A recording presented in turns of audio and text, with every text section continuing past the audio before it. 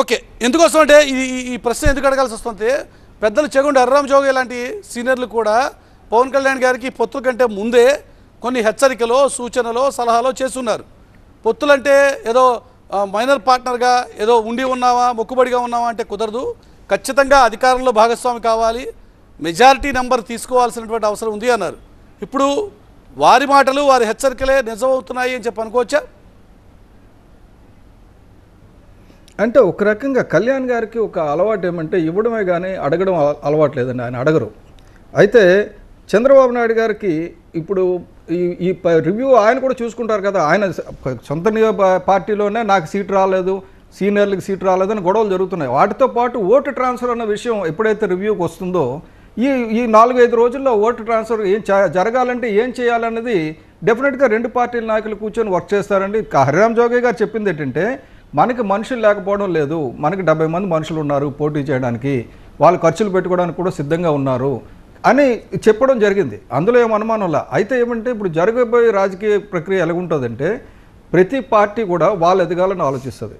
కానీ పవన్ కళ్యాణ్ గారు ఈ రాష్ట్రాన్ని రక్షించాలి, జగన్మోహన్ రెడ్డి పోవాలి అని ఆలోచిస్తున్నారు. ఆయన కానీ నిజంగా నేను ఎదగాలనుకుంటే ఇండిపెండెంట్గా కంటెస్ట్ చేస్తే 35 స్థానాల్లో కంటెస్ట్ చేస్తే ఈస్ట్ వెస్ట్ గోదావరిలో 30 సీట్లు గెలిచే పరిస్థితి కళ్యాణ్ గారికి ఉంది. కానీ అది ఎందుకు చేయడం లేదంటే రాష్ట్రం గురించి.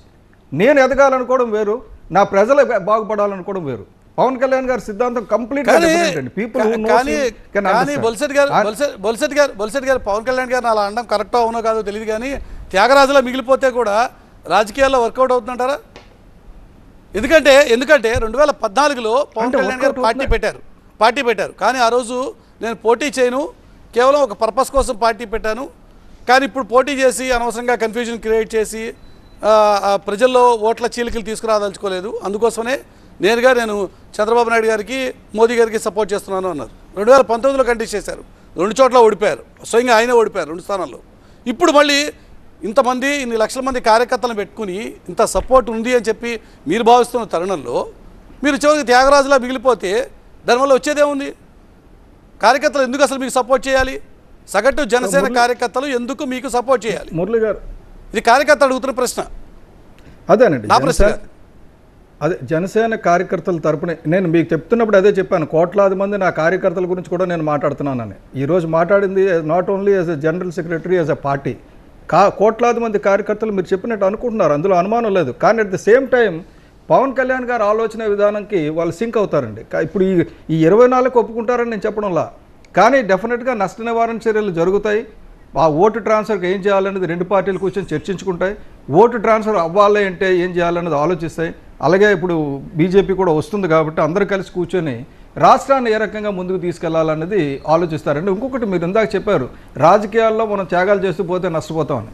అల్టిమేట్గా ప్రజల గురించి వర్క్ చేస్తున్నప్పుడు ఒక మార్పు రాజకీయాలు ఎలా ఉంటాయంటే పార్టీ ఎదగాలంటే చాలా సింపుల్ అండి. పవన్ కళ్యాణ్ గారు వచ్చినప్పుడే 2014లోనే నాకు ఇన్ని సీట్లు కావాలి, ఇగో మా పార్టీ తరఫున పనిచేస్తున్నారు ఈ ముఖ్య నేతలందరికీ కూడా ఏదో పోస్టులు కావాలంటే ఇచ్చేవారు, నేతలందరూ బలపడేవారు. కానీ అతను ఏంటంటే పవన్ కళ్యాణ్ గారు ఇంక్లూడింగ్ జన సైనికులు నిస్వార్థ పరులు అనేది ఆయన ఎస్టాబ్లిష్ చేశారు టైమ్ అండ్ అగైన్. ఇప్పుడు కూడా ఏంటంటే సిన్సియర్గా పవన్ కళ్యాణ్ గారు అయితే అడగరండి. ఏది చేయాలనుకున్నా టీడీపీ వైపు నుంచి వాళ్ళు చేయాలి తప్ప చిన్న ఇంటరప్షన్ సత్యనారాయణ గారు, ఇక్కడ ఓట్ ట్రాన్స్ఫర్ కావాలి అంటే ఓట్ ట్రాన్స్ఫర్కి సంబంధించిన బాధ్యత ఇప్పుడు తెలుగుదేశం పార్టీ మీద ఉంది. తద్వారా ఓటు ట్రాన్స్ఫర్ నిజంగా జరగాలి అంటే తెలుగుదేశం పార్టీయే ఈ రోజున బాధ్యత తీసుకుని జనసేన పార్టీకి ఎక్కువ సీట్లు ఇవ్వాలి అంటారు, అంతేనా? అంటే అది ఒకటే కాదండి, ఇద్దరి మీద కూడా.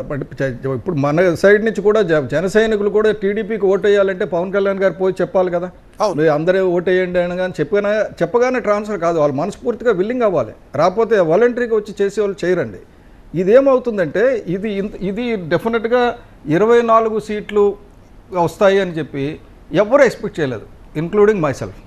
కానీ ఆ 57 సీట్లలోని ఎన్ని సీట్లు ఎటు వెళ్తాయని తెలియదు కాబట్టి ఆ 57 సీట్లలో డెఫినెట్గా ఒక 16-17 సీట్లు ఇటు వస్తే 40 మార్క్ మాకు వస్తే డెఫినెట్గా ఓట్ ట్రాన్స్ఫర్ ఈజీ అవుతుంది.